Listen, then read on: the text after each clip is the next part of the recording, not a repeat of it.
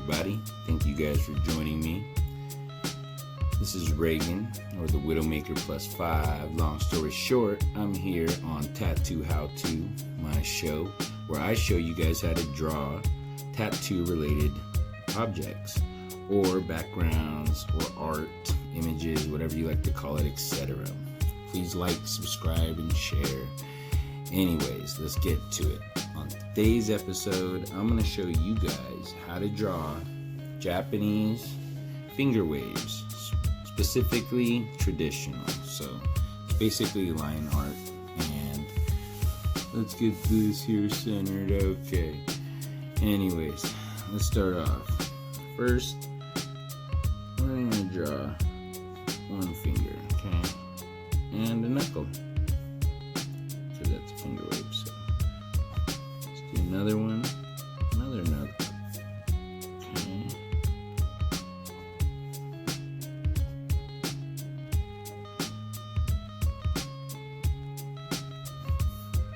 Alright, looks like we got one finger wave down.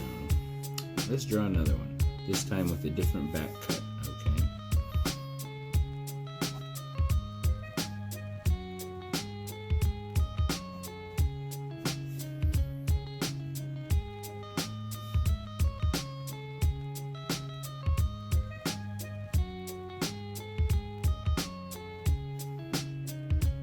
You see how I came up like that?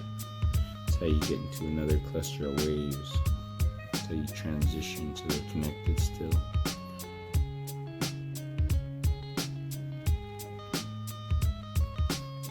And we're going to connect them. Boom. Alright. So hopefully we're getting somewhere. You guys can see this. And next what we're going to do is we're going to have them coming the other way now. Okay, we're going to come right off this and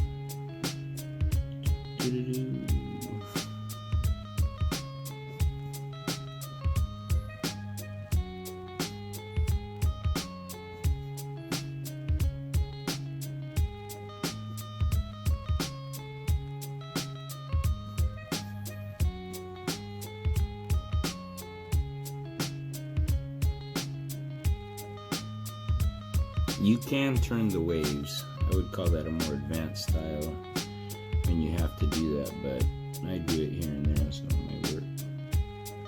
And again, these are transitions, so you can get more fingers out of the same wave, because if you go completely, it just looks like there's one wave coming out of nowhere.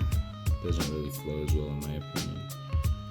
But I'm going to come back.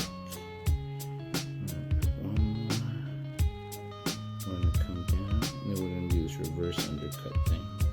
There we go. Okay. There we go. Let's connect these rocket science stuff.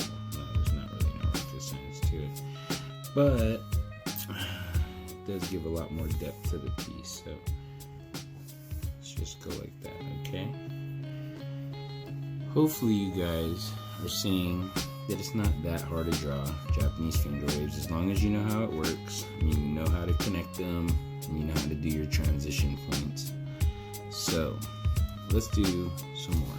Alright guys, behind is just some blank paper, just because this table with a ballpoint pen, it doesn't roll too well. Alright guys, now we're going to do one big giant finger wave. Okay, let's see if we can do that right here. So what I'm going to do is we're going to start right here.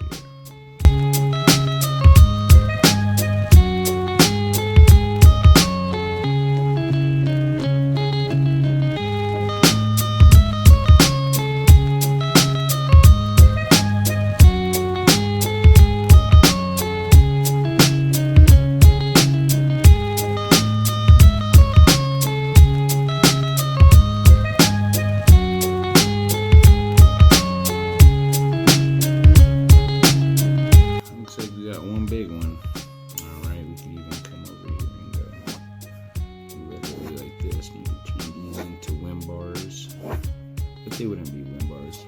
These would actually be waves, but that's just what they'd look like if you shade them correctly. This side you can go with more lines. Almost has as if it's coming and this is going. Alright. And let's just come in here.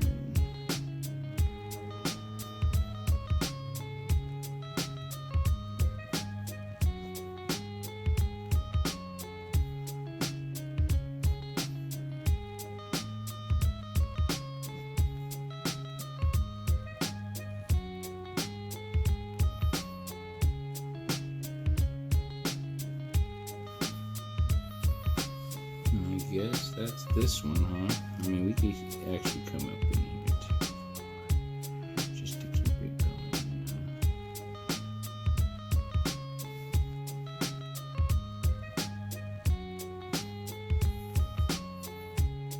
It's a really cool looking piece. And what you do is you shade light gray into here, going in. You shade it to about right here. I'm not gonna shade this, but if this was skin, you'd shade this light gray. And then what I like to do usually is come right here and shade this area light gray.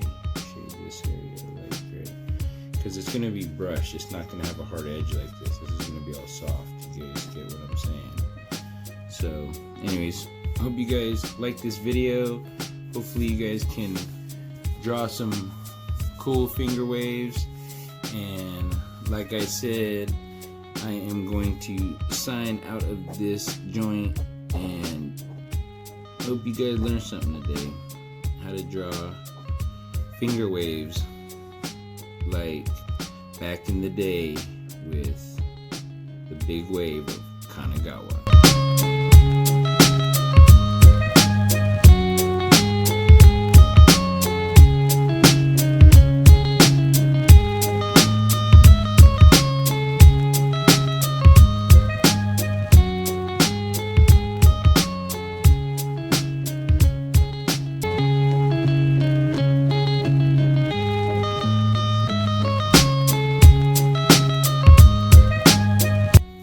Hope you guys liked it, enjoy, and see me on the next episode. I'll teach you guys how to draw something else. See you later.